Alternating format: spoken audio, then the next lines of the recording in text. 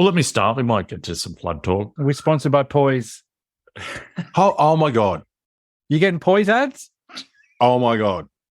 I was listening to a podcast the other Yeah, day. you're getting Poise ads, aren't you? Yeah. I was listening to the Zach Lowe podcast, which is a basketball podcast. And the first ad that came on, I was in the car by myself, thank God, because the ad came on for Poise. Yeah. And I literally said, just put on a pair of Poise. that's fucking weird to Yeah. myself in the car. Hang on, though. Mm. What platform were you listening to that podcast on? Spotify. Okay, so they've got all your info. Yeah.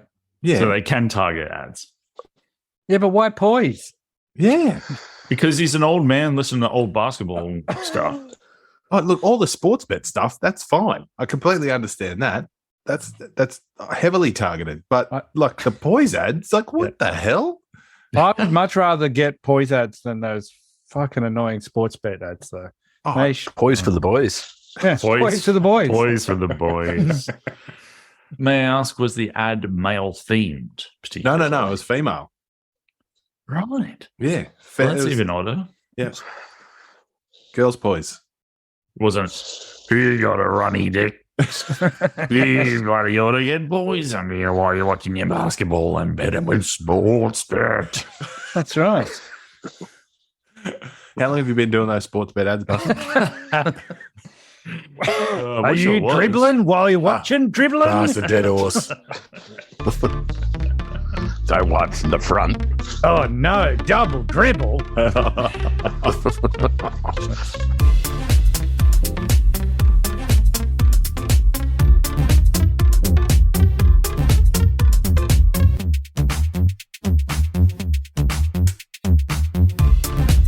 Yes, hello, and welcome to Dad Pants.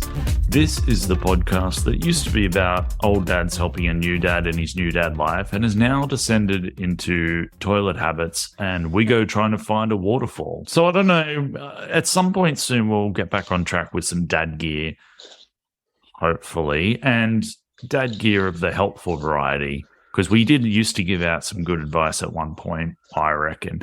What about, I think next year, if we continue to decide to do episodes next year, we should have some themed episodes, you know, some actual themed episodes around dad topics and helpful advice. Does that appeal to any of you guys?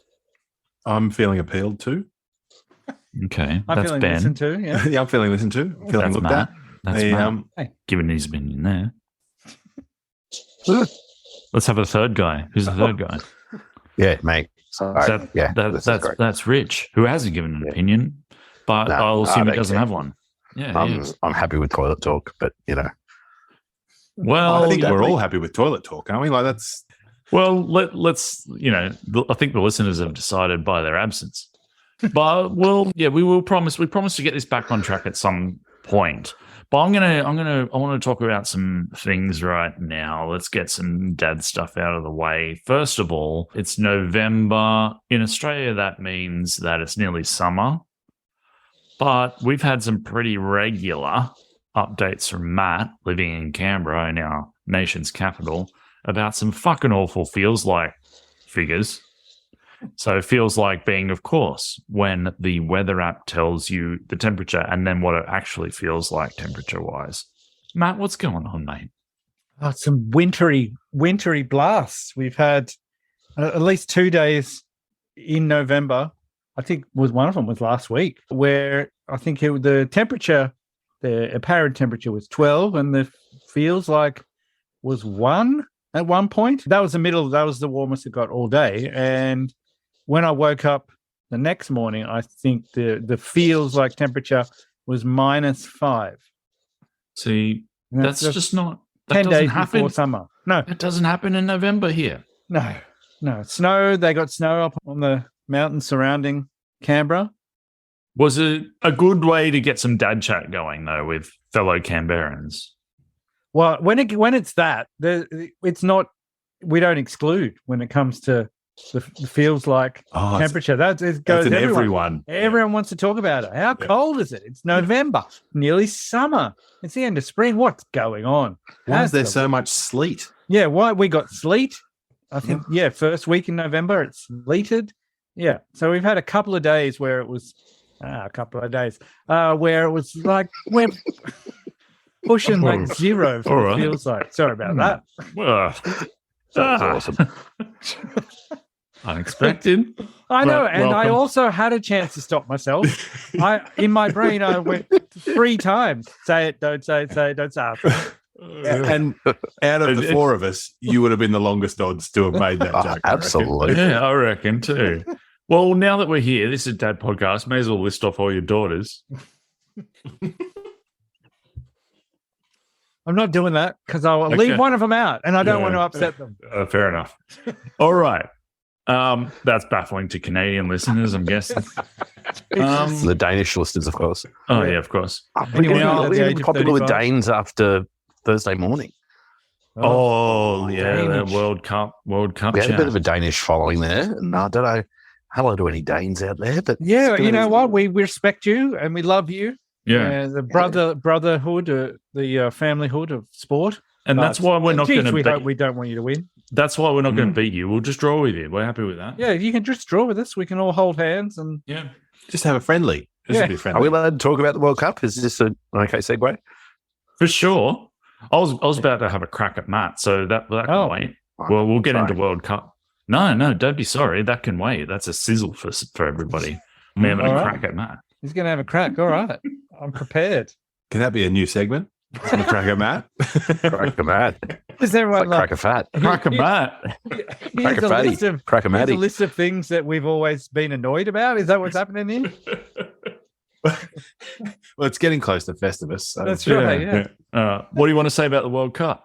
Oh, just how exciting is it? It's just one of those Love it. things that Love I it. think this has been probably the lowest key build up to World Cup. It's been a bit, politically charged. And are you going to watch it? Is it worth watching? But it's just the World Cup. It's amazing. It is the greatest sporting event in the world. And there's so And we much can share awesome the stuff joy going with Canadians too, because they're in there. Yeah. Well, they were. holding their own a bit. Like the Qataris. They can play. They get to play one more game. Good on them. Yeah. Well, that's right. Well, we I got agree. the Qataris to come last. So yeah, it's just I just think it's probably one of the it's a very unifying dad moment, the World Cup, and so it's been thoroughly enjoyable. And regardless of what happens by the end of this week with all of the end of the group rounds, let's just hope that Cristiano Ronaldo falls on his ass and fails miserably. That's the only thing I can really hope for. It might happen next week. That might happen. Mm. But yeah, it is a dad moment. I was talking to Violet today, and she was saying, she was like, all the people at school talking about the World Cup. I'm like, yeah, how good is it? I said, I'll be getting up Thursday morning at 2 a.m. to watch Australia play Denmark. And she was like, what? I said, yep. She's like, why would you I do asked that? you And I about said, that. I'll be texting people. I'll be messaging people Right. Okay. watching along, and they'll all be up. She was like, whoa. And what do? Do you just stay up then? It's like, no, I'll go back to bed for a couple of hours. But it was just lost on her that it was that important. Yeah. Mm. I am tossing up whether just to watch it when I get up and just not look at my phone until the end. It's probably a smart way to do it. Yeah. But that feels a bit passionless. Really? It's tough too. Like that it's so easy to just go, what was the score? And then Australia won 2-1 and we scored in the 89th minute, and then you have that disappointment of like, oh geez, I should have just watched it. Well, I'm a dumbass because Rugby League World Cup, that's what I did. I said I'll get up and watch it after. And what's the first thing my muscle memory does? Flick your phone open, and the first thing I see is the score. And Shit. that's fucked, you fucking moron. Yeah, and 2 a.m. is probably like, is that the worst time to get up? You can't. That's no man's land. Yeah. Yeah. It's If we go- literally the worst. Well, I suppose there will be no extra time. So that's if it was some type of quarterfinal scenario, then that would be definitely the most horrible time, because if we But go hang extra on, time and penalties, then you're up, and then you've been We're up. still going to be since finishing at 4:30. Like it's Yeah, going to be. still- I'm not it's going to be still a going late back to one. bed. I'll be just starting to do some work at 4:30 and kicking on. Yeah. Like I'll try and get to bed a bit earlier and get a few hours in, and then there's no way I'm going back to sleep at 4:30. And injury time in this World Cup goes for bloody 15 minutes anyway. So ridiculous. Yeah, well, look, there you go. Yeah, Aussies, There you go. we're all into it. I don't think anyone expected to have much of a hope, but we've found hope. Hope's Absolutely. there We are now. terrible. There's no doubt about it. We are a terrible team, and if we make it, it's If we make the shambolic. next round and we play it's whoever, more embarrassing. we'll be like, oh, Absolutely. That's incredible. Playing the Argies in the next round. We may spin a sport podcast off from this podcast, and it will just be more of we going. It's 90 seconds of me going, Yeah, I think we can all unify in our distaste of Harry Cool's commentary too. That's pretty much Yeah. where we're at. Yeah. Anyhow, crack a Matt time. Yeah. All right. Now, Matt has a podcast called The Chattering Classes, which some of you may know, some of you may not. And very recently, the other three of us, Ben, Rich, myself, were all guests on a big 2-part special, which was largely centered around stories of me being a fucking idiot, strangely enough. Yeah. Toilet base again. Yeah. But the theme was change and changes in our lives, who's changed the most, that sort of thing. Yeah. And a question Matt asked me about change was about how I dealt with being made redundant from my employer almost a year ago. Great. Yes. Okay, fine. Okay. But thanks, I'm going to put it back on him that it's his fault that I actually got dumped from my job in the very same week that he asked me that we recorded that podcast. So, yeah, a year later, I was in the same situation again. I choose to blame you for reminding the universe of my unemployability. Oh. So, no. But, the timing was very amusing. It was pretty much because I think we recorded that on a Sunday night. Yeah. Yeah. So I think I got the call Monday morning that I no longer had a job. So, yeah. Well, I needed more content, clearly. Absolutely. So, yeah, if you want to do a follow-up episode of how did it feel this time around, we can get into that. how does it feel getting your job back? Yeah, mate. Yeah. Can I work it the other way around? Can I be like, how does it feel to make so much money so quickly? It's amazing. Maddie and the Magic Podcast. It's hopefully just not just all negative. Hopefully I can, manipulate positives. So there you are, Redundo Dad again. So, yeah, that's me. But I do have a couple of prospects, a couple of interviews this week, so I'm happy about that. All right. Well, I'll put the camera out. Are you going to How does it feel like? start up a gazebo building company called Redundo Dad? Redundo Dad. Redundos. No, I'm actually doing some freelance work, which I didn't expect to be doing currently, but I'm happy to do it until I work out what I'm doing next. So if you or your business, you've been thinking about starting an audio channel or a podcast, hit me up. I'll help you out. But yeah, that's my crack at Matt. That's pretty much it. All right. Who's next on Cracker Matt? Who's doing next week? There's only one a week. There's going to be that's one what a I mean. week. Yeah. I've got a follow up actually. So I think I should say stop here, press stop on the podcast here, go and listen to those Chattering Classes episodes, and then come back and listen to this because I've got follow ups to a different podcast, and so do you, Matt, I believe. Yeah.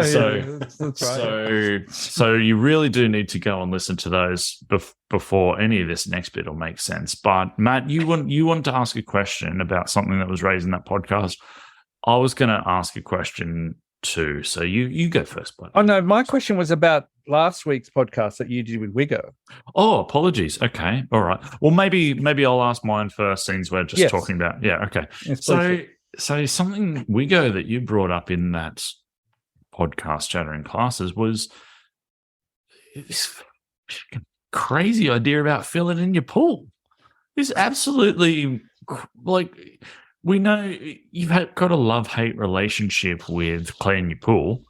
You resent the fact that you have to do it, but it's also an enjoyable break from everyone's bullshit. So why have you come to this point where you're thinking of filling the fucker in? think it's getting to the point where I know that there are portions of it that are going to need some sort of repair, and the cost versus enjoyment Cost-benefit analysis. Yeah, exactly. Is really it's rearing its ugly head, and so I just sort of threw out a few different ideas, and you'll be pleased to know, gentlemen, that the pool is blue and has now been used 4 times in the last week. Right.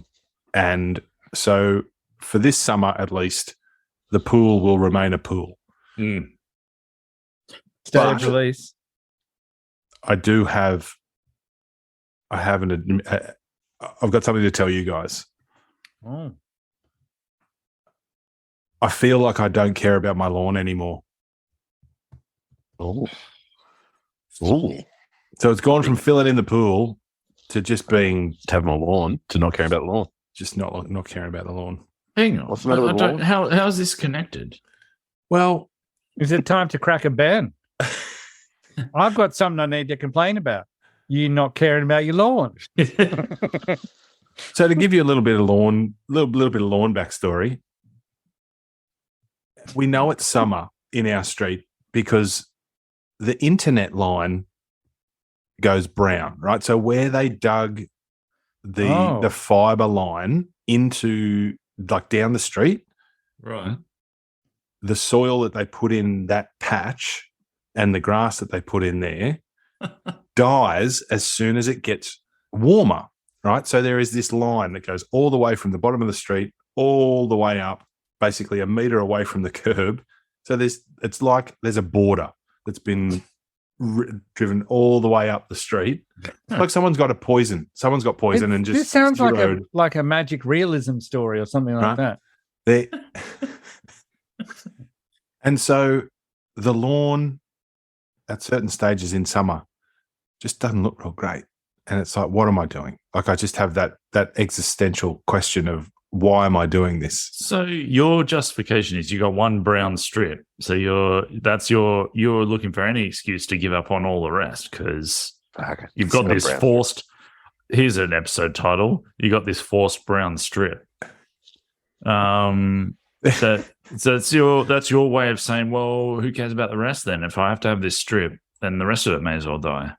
Well, I don't want it to die. I just don't want to be so overwhelmed with lawn thought that every time I look at it, I'm like, well, that's wrong. Oh, that's wrong. Oh, that looks good. And I get 15 minutes of, oh, my lawn looks good. And then the next day it's like, oh, it's bloody shit again. What's going to happen if you fill in your pool? There's going to be more lawn. More lawn. That's right.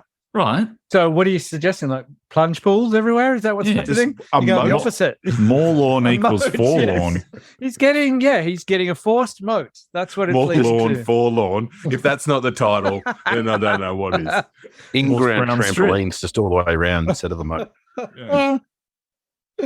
I suppose these are just ramblings of a broken man at the moment, in the fact that I didn't really know. This is the COVID. With some other stuff. This is the COVID talking. Yeah, you've got a fever. Right. You've got a late stage fever. And Ben has COVID. Yeah, delirious. Yeah, but also there's a cost attached to filling in a pool. And are you going to be out there watching your kids, making sure they're running over that bit of yard enough to justify the cost?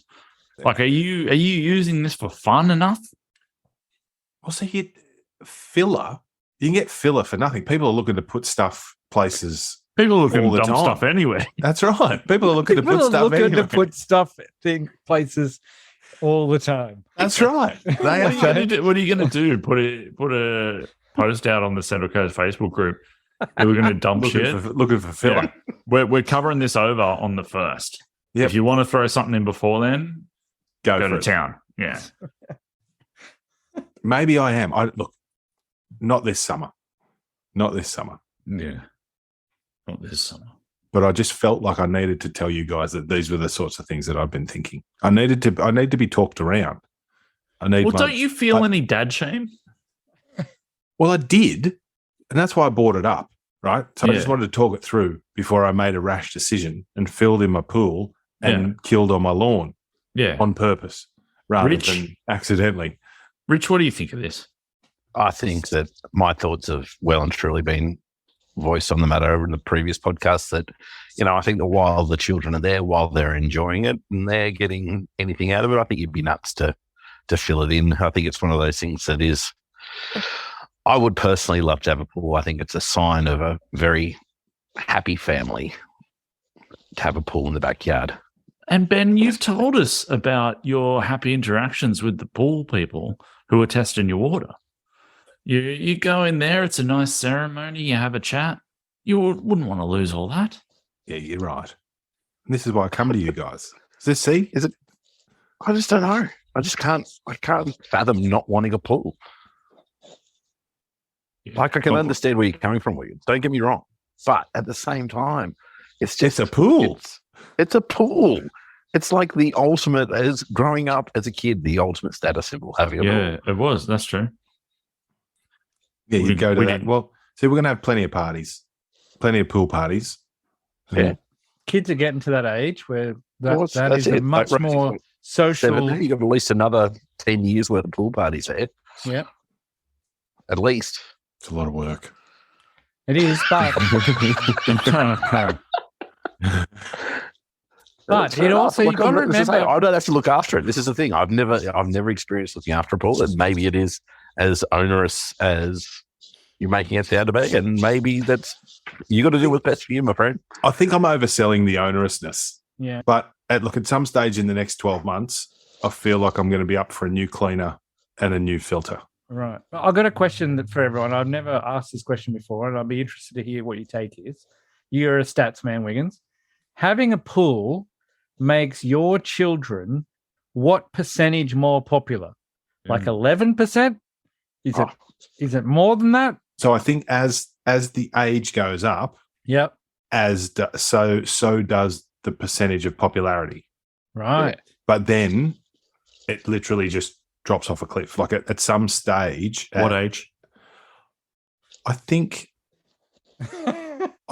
the pool portion of the popularity statistic Yeah. just completely dies at age 18. I don't know, Yeah. Wiggins. I reckon I like you about 11% more than I would if you didn't have a pool. What I would say is, But I'm immature. there's probably a period where it's naff. So you get maybe to 16, and then there's a couple of years where it's naff. And then when you're kind of really getting into your drinking years, Yeah. then it's good again. Yeah, no, that's probably true. Look, Matthew, I As you say, remember. it's that thing when you talk about popularity, you sit there and you go, if you say, look, go to Rich's house, he hasn't got a pool, he's got a trampoline, or go to Wynn's house, he's got a pool. Yeah. I know where I'm going to go, mate. Like, Yeah. from I know where I'm headed. who's going to have the party house? Maybe that's not what you Well- want. Maybe you're looking to de-socialize. Yeah, there's more than Is this one part of- is season this in part a of the year, thing?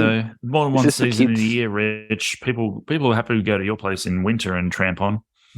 Yeah, probably.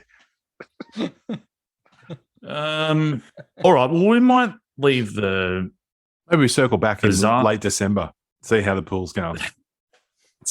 circle back in March. Thanks very much, and see whether you're starting to dump shit in there. Put a sign out the front. Yeah. Start up an admission fee for each time, like a virtual admission for each time the kids and their friends go in the pool. So charge kids mates rates and then charge the other members of the neighbourhood nominal fees, virtual nominal fees, like not actual, and then just tally up how much the actual financial, the fiscal enjoyment of the pool was. So say, what do you charge? $5, $4 to get into the local pools these days? Yep. So each time they go in, that's $4. Yeah. Save times 3. And then if their friends come too, add that on there and tally it up at the end of the summer and see how much you've paid and how But hang much. on, does Wiggo have to start Yeah, but- selling Buffalo Bills by the side of the And cobbers. Yeah, those pissy ice drinks with Those- like syrup in them. Yeah. Sunny boys. Sunny boys by the pool. Can they get a season pass? It's like a Oh, that's not a bad idea. Nah, but then you're losing your data. It's about data, Wiggins. Yeah, it's about Oh, hang on. Then Christ. let's get some slides going to Yeah. attract more people. That's right. And Lynn's has got to be in the kitchen cooking the dirtiest chips you've ever eaten. oh, Same oil all summer. That's all you're doing. and Well, see, that's the thing, though. That the issue is going to be is that everyone's going to show up at 5:30 because they know that the pies are going cheap. Yeah, you're right there. Closing up, cheap pies. You could maybe do some sort of chore trade-off with your children in that you say to them, because you want this ball and you're enjoying it, I have to stand out here every week and clean it. Mm-hmm. So I do this and you have to do X chore. Harbs is surely leave patrol. Oh, Maybe old enough now. here we are, right? Like, this is the point of, do I leave someone in charge of a job that I know is probably not going to get done correctly? All right. This feels like the point where I've got 4 other topics here on my list, and they could all be thrown out. They could all be thrown out because now we're getting into territory of dad's not being happy with the level of effort being put in by kids. Yep. All right. So we'll stop. Just clamp that, and we'll go to the next topic, because that needs to be its own. It needs to be its own podcast, I feel. All right. Yeah. Dad perfectionism. Yeah. Or at what point is it the job not being done well, or the job just not being done in the specific way you would do it? Yeah, that's definite. There is. All right. Or is it giving the child the chance to do the job, and then assisting them to fix what they haven't done correctly? But then you have to deal with the fact that they're bitching and moaning, and the fact that they thought they'd finished, but now they actually have to come along and actually do the job properly. And it sounds like a lot of effort. But maybe this is us workshopping here. Maybe this is us, in a roundabout way, finding actual good topics to do at another time. Matt, let's ask you a question. You had a question about, was it about the episode where it was just me and Ben? Yeah, it was the episode where it was you and Wigo. Wigo's disappeared, so that'll help. Yeah, good. All right. Well, just ask me, I guess. So I was to clean his lawn. I was listening to the two of you talk about your kids not making an effort at school, or not listening to the advice you had about like further education, or putting it. Is this a useful parenting question? Yeah, no, I'm happy to divert from it, go back to Wiggins's lawn malaise, but that just depends. Well, let's give it a shot, see what happens. I just wanted to offer some advice, great. which was offered to me in the past when I was complaining about, stuff that when you're offering advice to students, which I often do, is like, this is the kind of behavior. And one of the best bits of advice for parenting, or also teaching, that I got was, a lot of times when you see your kids making the same mistakes that you made, you want to correct it. But for them, they don't give a shit about your mistakes. Like, they have to own their own mistakes. So they're not reliving your life. That's not how they see it. So they're never going to come around and go, yeah, I will listen to what you have to say. They have to make their mistakes themselves. I remember. So the only way that would work is if they saw themselves on an identical path to you. Is that what you mean? Yeah. And I think they just push back on the idea that if you're like, as soon as you say, well, this is what I did, and you shouldn't do that. As soon as you do that, or say that to them, they're kind of like, that's a big disconnect to them, because they don't ever see you as a student. That makes no sense to them. So you might as well be saying, yeah, they don't see you ever as being a student. You're just their parent. And I don't know. I remember a year 10 student once, I was saying, look, when you get into year 11 and 12, these are the mistakes to avoid. And I had this very bright year 10 student that was just said, nah, I want to make mistakes. Like, they'll be my mistakes to make. So why would you just go about your life not making any mistakes? And I was like, that's a pretty good point. Don't really have a comeback to that. But I've seen, like, the discussion that you and Wigo had. I've seen my oldest brother, have the same problem with his eldest. sort of drifting along the same way he did. But he didn't sort of kick in the gear. My older brother didn't really kick in the gear until he was like 25, 26, where he was like, right, I got to get my shit together. But I see him talking to his son as if that didn't happen to him. Like as if, he didn't eventually get there. So that's just something to avoid, I think. So are you saying that you might be giving your children the impression that you don't have any faith in them? Yeah, I just think it's kind of like, I think it's just not going to work. I think that's the basic thing. They're not going to see your point of view ever. I think the point of the disconnect is really good, is the fact that they see you as something completely different to a person that was 13 or 14. When you say to them like, oh, these are the mistakes I made and I wish I did things differently, then that kind of might imply to them, they might look at you and go, but aren't you like happy with your life? Didn't it work out? It seems pretty good. Isn't this what you wanted? So that's what I mean by that disconnect. They can't see like steps to a different life because they're just going, oh, this is my life. And especially at that age, it's all about them. I find it difficult to explain to my kids that certain elements of where I've got to now is luck. Yeah. You know what I mean? Oh, absolutely. So, there were multiple things I could have done differently, but I consider myself having ended up in a pretty privileged position. Yeah. So, but do you exactly consider yourself to live a life of regret, I suppose it comes down to.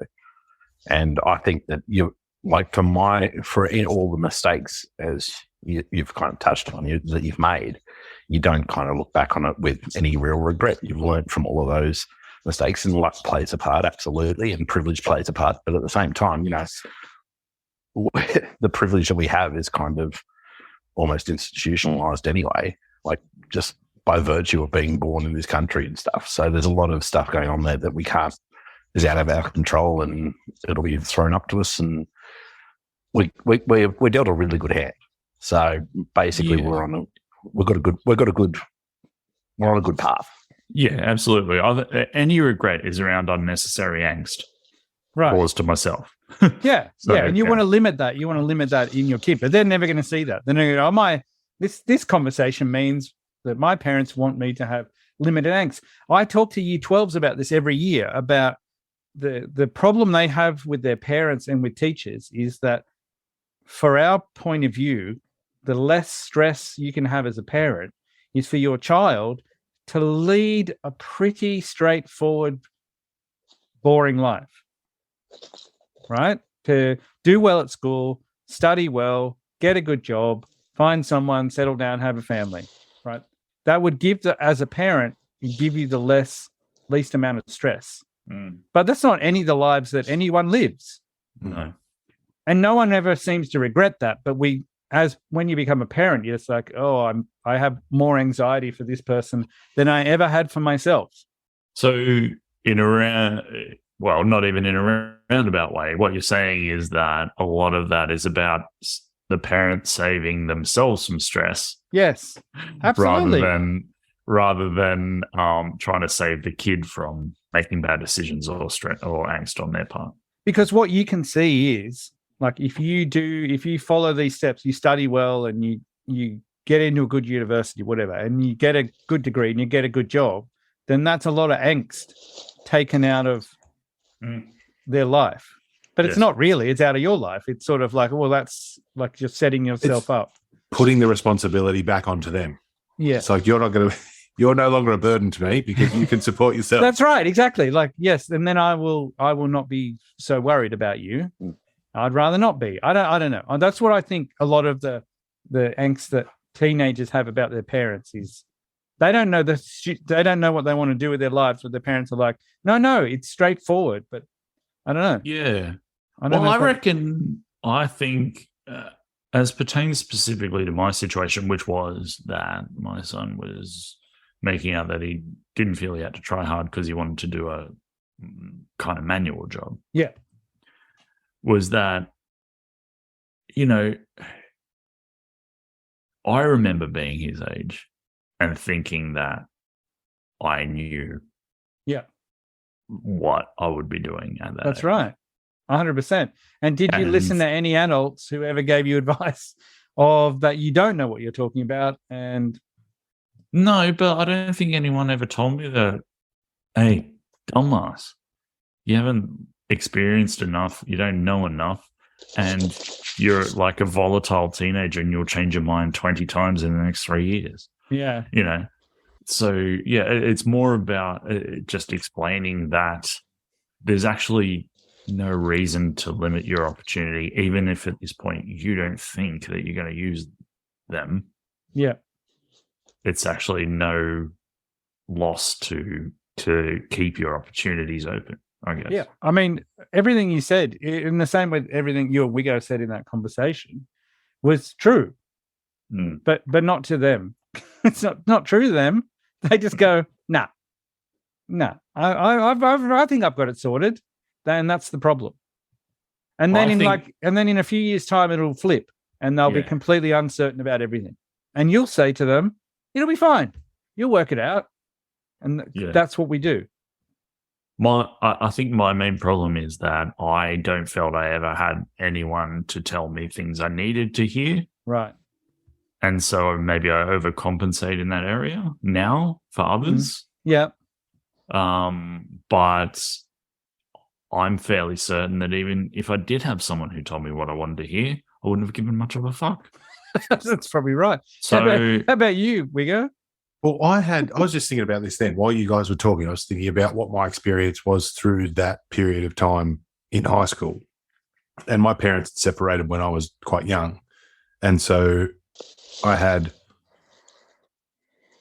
two completely different ends of the spectrum. So I would have mum at home who was not driving me to be some sort of scholarly student or anything like that, but was supporting me to at least do my work. Yeah. But I also had a stepdad that was pretty tough and would just push and push and push and push and push and push. And then I'd go out to dad's and it was like there was no parenting.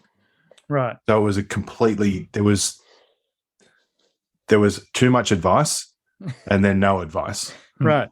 And it was just odd, you know, and I just kind of, in the end, I just smoked heaps of weed and didn't really do much work and ended up working in retail. But anyway, that's a completely different story. I too have a good life. You know what I mean? Like I've gotten to this point now and I feel very privileged to be where I am. And I complain about this, that, and the other, but it's all very, it's very benign. First world, very much first world. My life is so hard. I have a pool. Exactly. That's right. The lawn's not perfect. God. I've got a brown strip on my lawn. brown strip, yeah. Fourth brown strip. Pool. I got those brown strip blues. But my experience was a bit, I suppose, different to that in the fact that I had someone that was really pushing me to the brink of frustration that wasn't actually my parent. And in some areas, it actually worked really well. Like in sport, it actually worked really well. When I got pushed and pushed and pushed, I actually did quite well. But in schoolwork, I didn't. It didn't click for me. And so one side was really, really, well, not structured, but definitely support was there and I was being pushed and pushed and pushed. And the other side was like, whatever. I think in the spirit of collecting good topics to do properly another time, I think I'd like to talk to you, Wiggo, about the experience of having a stepfather. Yeah. Because I am one. Yep. Right. And so it's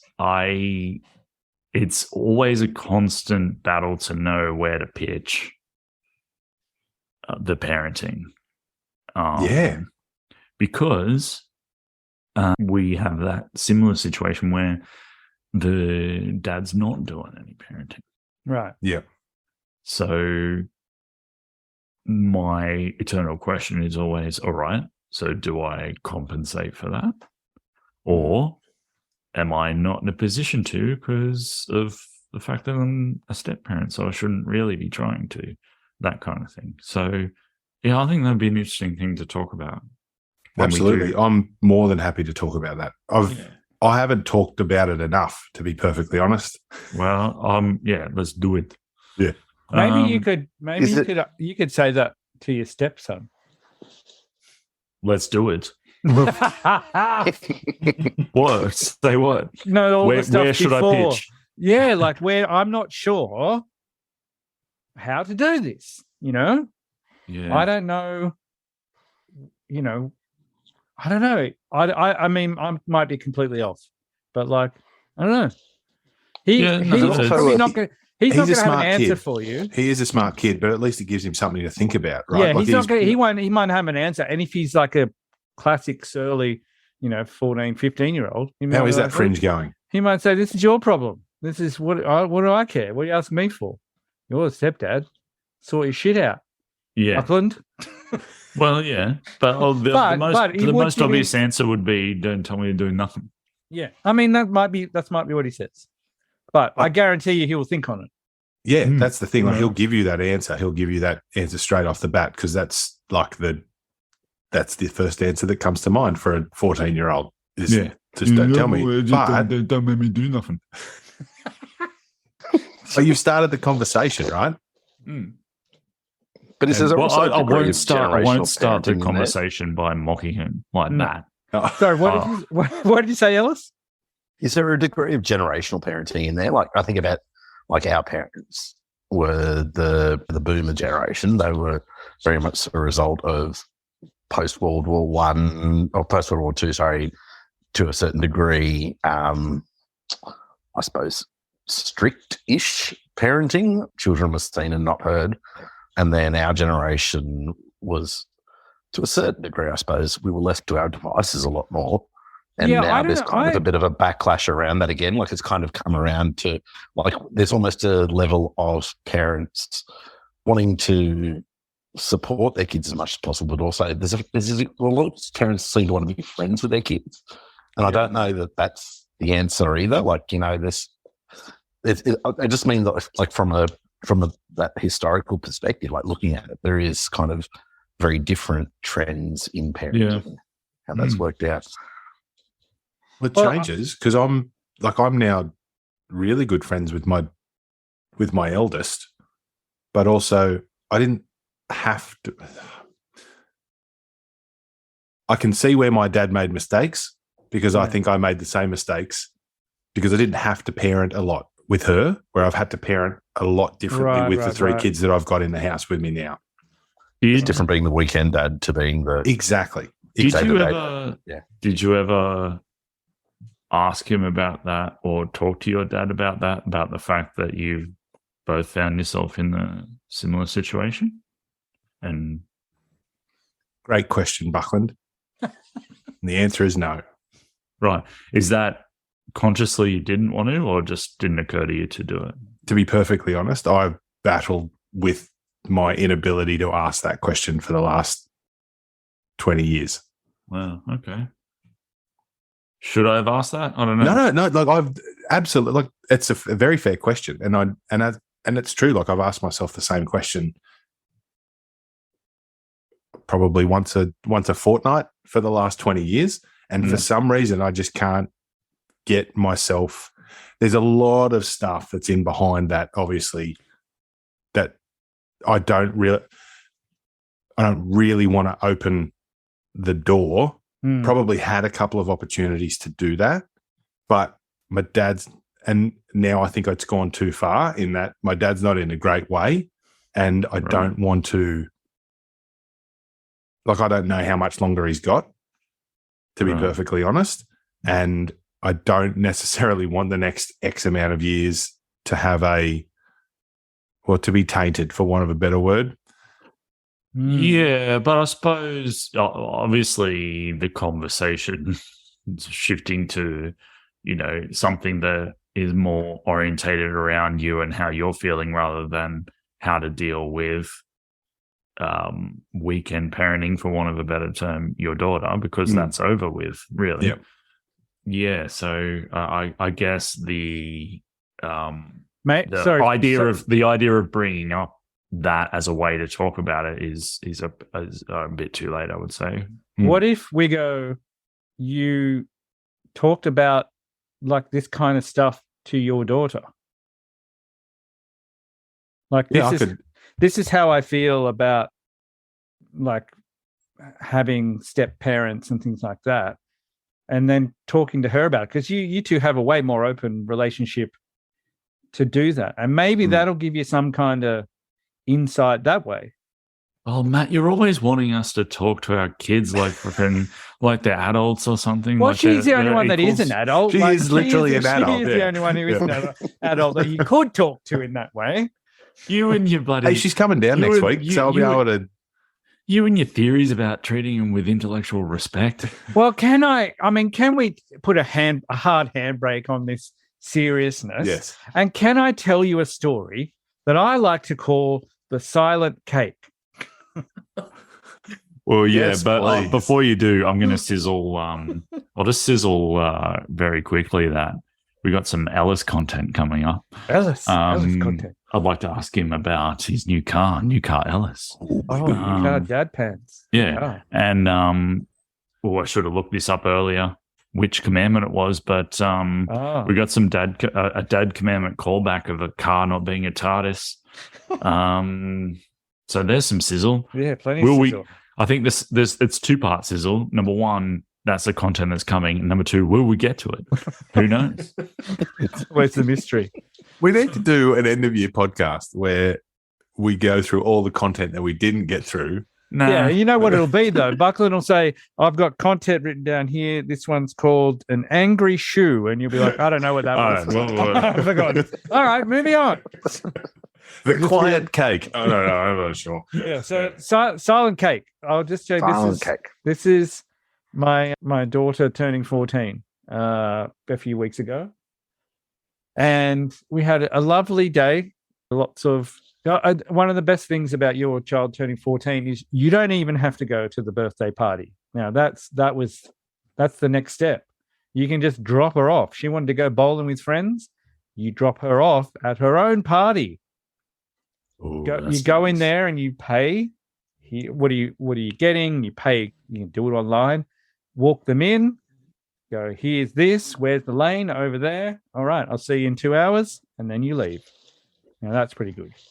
That's a dream. Yeah. So we had a lovely day. She got a mini Polaroid camera that she'd asked for. That was one of her gifts. We'd had, her friends had come over. Lots of eating. We had breakfast for dinner, which was her selection, bacon and egg, hash brown rolls. You gotta love that. And then Juz had, as she always Barbecue does, sauce? Barbecue sauce, yeah. Great. With a splash of crazy chili sauce on mine. Thank you very much, dad pants style. Yes. And so Juz had made a beautiful cake, double layer Twix cake, and it was stunning. And so she said, all right, we're going to have the cake. And Violet came out and she was like, oh my God, Mum, that's such a nice cake. That's beautiful. And then Judd said, can we please get a photo with your new Polaroid camera, just the two of us in front of the cake? And my daughter said, yeah, I don't want to waste them. Waste the Polaroids? Yeah. Oh. We're like $1 a piece. Yeah. She's thrifty. I admire the She's girl. very thrifty, yes. She only got like 40 photos or something like that. Had she been bowling at this stage? Yeah, she'd done everything. It was the end of the day. Beautiful day. Right. Beautiful. So what was Juzz's this- reaction to that? Well, that would be the silent part, I imagine. We all ate birthday cake Inside. in silence with the clink of the fork and the side eyes. Side eyes around. Side eyes everywhere. And Violet going, why is nobody talking? Oh, What's wow. going on? And then her, of course, how Oh, everyone poor- responds to guilt, saying, fine then, I'll get it. Let's go, fine. If you want a photo, fine. If you're going to make a big deal of it, come on then. And then, it not happening. Hello. Yep. And then I was just talking about silent cake. Silent birthday cake for Violet's. Having had Violet's birthday cake. So, poor Juz. Yeah, poor Juz. She Exactly must have. right. She must have said something at some point, though. This cake's nice. Eventually, it sort of things thawed out, Oh, and then God. Violet said, "Okay," and then she said, "I'll go and get my camera," and Juz said, "I don't really feel like smiling at the moment." Yeah. And then eventually, she took a photo with it, but had put her finger over the lens, so Oh, so it was wasted. that was wasted. Yeah, so she wasted it herself. So yeah, that's silent cake, silent birthday cake. That's a beautiful metaphor in that story, isn't it? Yeah. Yep. So that's what 14-year-olds do. That is a And you story wanna- that will get retold. Yeah. And you want to Ages. treat them with, on a level playing field. Fuck Just that. one of them. Oh, okay. Just one of the, however many between us we have. The one of 10 or whatever it is. Just one. All right. Well, we did get to it. New car Ellis. New car Ellis. I want to know about new car Ellis. So I'd love to know what the new car's like. It'd be fantastic. I'm not Oh, allowed right. to touch it. You haven't I'm not got near allowed it? I was allowed to go in it to pick it up, and then I was dropped off at home, and that's the extent of my. You haven't seen Tony since? Pretty much. all right. So hang on. We had no indication new car was in your horizon, and then we just saw social media pictures, or what is it? What kind of car? It's a Isuzu ambulance. Okay, And it was so- ordered. Isuzu, sponsor of Dad Pants. It was ordered back in January, and Right. it wasn't supposed to. What? The initial, yeah, exactly. It was initially supposed to arrive in September, and then we were told January, and then 2 weeks ago we were told, no, it's actually coming in 2 weeks. So very excited. And yeah, as I say, I have not experienced it very much at all. So So this is it's exciting. so it's a brand. nice. It's a brand spanker. It's a brand spanker. Like this is, as I say, talking about these little touchstones and stuff. This is a very big thing. I don't think, a brand new car. Like this is crazy. Who owns a new car? I don't think I've I ever don't sat know. in a new car in my life. I don't know So- anyone who's bought one off the lot. What? Well, new one? obviously, it wasn't Oh, off the well, lot, okay. you know. Yeah. Well, We had one airplaned in. Yeah. So yeah, it's incredible, isn't it? It's absolutely incredible. It is. It's a very weird notion. I think that, to be honest, I think the part of the reason is that I'm too petrified to drive it. I don't want to be the one to scratch it first, and that's Yeah. and I'm constantly, because it's a diesel, so I'm constantly warning Fuck, Tony but yeah. the When double you fill check. it up. The double check. when you fill it up. She was, "Oh, I'm going to do it because I've been driving unleaded all my life." I'm like, dude, it's just you think diesel. it's not something you. It has It's it diesel. has it like 8 places on the petrol That's right. when you open it up. It has a Diesel, small man diesel, inside diesel, the cab diesel. going, pick up the diesel one. He pops his head out every time. It's very nice. It's a very well equipped car. There's a very big screen in there, I've got to say. There's dual climate zones, which is pretty exciting. So not just kind of front and back, but also side to side. Oh, So- tell me more. Yeah. So this is one of the big arguments, especially on long trips, is she sitting there saying I'm freezing and I'm sitting there saying I'm boiling. Yeah. So now that there's like each of the driver and the passenger side spits out different temperature air. Craziness. Like what a world we live in. Incredible.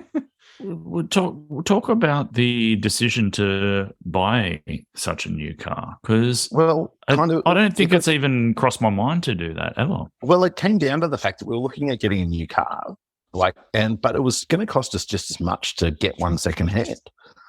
Yes. With all The- of the COVID stuff going Yeah, on, COVID tax. It was literally like to Oh. buy one of the same one, a second hand one, 2 years old was going to be like 65, 70 grand. And that was more than it was actually just to buy one new and hang out for it to come in.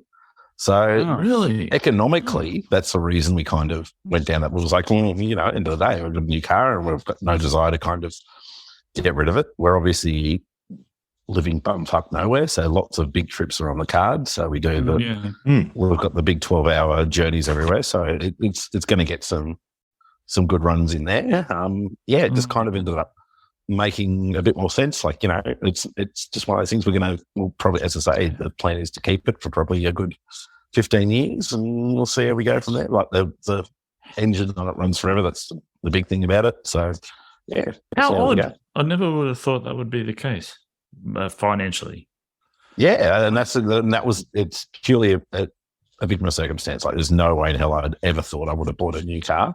But as I say, to buy one 2 or 3 years old was pretty much the same price, if not a bit more. All right. Well, I'm going to segue into my next thing.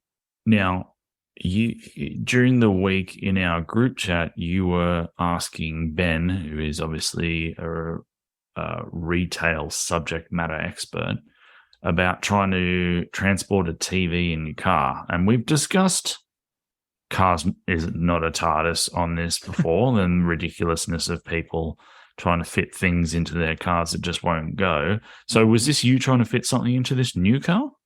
No. So I was going to try and fit a TV into the back of so I've got a Triton as well, the Ute, right. But it's got a canopy. So canopy is very handy when you go on holiday. So doing a trip over, heaps of stuff in there. Fantastic. Lots of long stuff, all that kind of stuff. It's all protected. Camping, fantastic. But when you're kind of wanting to transport these bulky items, it does prove a bit of a hindrance. Yep. And the clearance, like I think the problem is that like it would have fit in eventually, but it would have been incredibly tight. Like it would have been in what- pieces. Isn't that Yeah. what everyone who's rocked up to Wiggo's store trying to fit something in their car, they would have all thought that at the start, surely. It'll fit eventually. Yeah, eventually. Did the commandment cross your mind at all?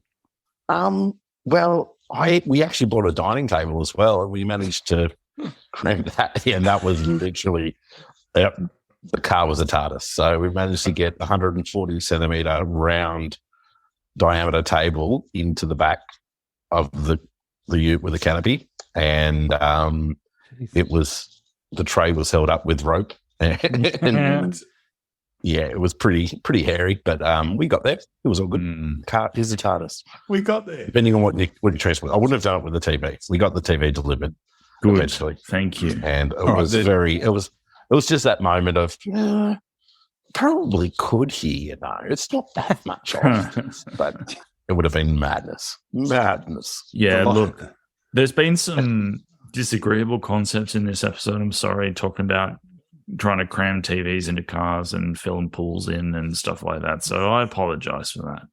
Yeah. But I think although the first thing I did this afternoon was try and fit the box into the back just to see if it would have Just gone. to see. I just had There to you know. go. I have to know. Science. That's science right there. Extra theories and No way. No. Okay. All right. Well, on that note, we should probably mosey. Getting on to Christmas. Getting on to Christmas. So we might, if we don't do another episode between now and Christmas, we'll do a Christmas episode, whether that's before or after. I can't tell you. No. Honestly, can't tell you at this stage, can I? I have a question for everyone before we move on. Christmas related. Okay. Is the tree out? Oh. Well, can I just tell you that I've come up with our new Christmas tradition / stipulation is that the tree and the ham come out on the same weekend. So this is now the everyone's happy. So hang on. Yeah. If everyone wants an early tree, you've got to have weeks old ham at Christmas time. No, the first ham.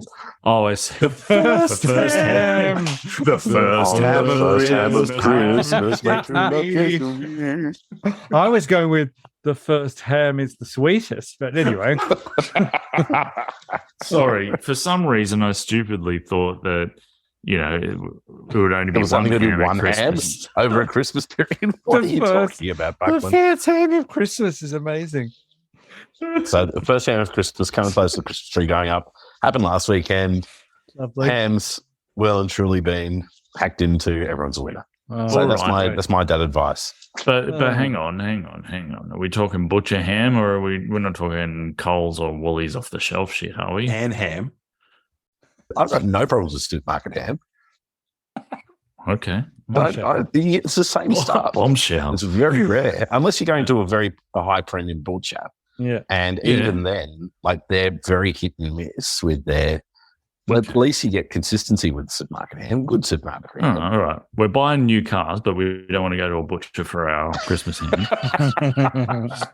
We're trying to work out how we're working here. Buckley, Okay, all right. the first ham of Christmas. Sorry. No, Okay. I'm going to be It's a I'm gonna be build-up. a couple of $100 in the hole by the end of Christmas. True. It's a build-up. Ham hole. He's in the Yeah, he's got a ham hole. Yeah. ham hole. He's deep in the ham hole. Oh, It's Christmas. Keep in the ham hole.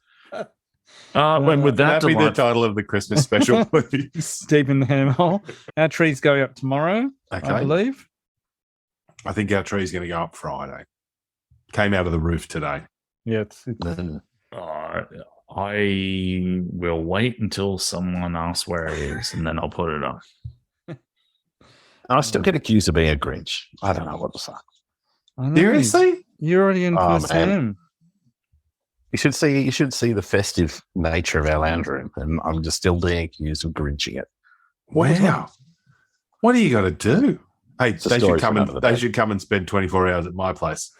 Then Yeah. they'll know. Well, I want to know. I want to see, like, after this week, are you going to just be like running up and down the street, Merry Christmas movie all style? Me? Yeah. Are you I'll gonna, be in Melbourne. I just mean for the rest of the season, are you going to be like, I love Christmas? There's a joy and the spring in everyone's step. Oh, everyone just seems to be enjoying themselves. It's Yeah. wonderful. Oh, And Look at the you'll be telling light. the whole street to bring their ham bones over and throw them in his pool. You need to fill it up. The ham hole. fill in the ham hole. Oh, dear. All right, I'd like to leave. Yeah. Good night, Liar. everybody. Thank Good you. night. Guys. Hey, we've got some good topics to do. Probably next year. Who knows? At some point. We got some. There's a well there. There's a real well. Yeah. Damn well. Content well. Good night, everybody, and Dad on. Dad on. Dad. And, you know, particularly for people here, remember your dad commandments. Always remember them.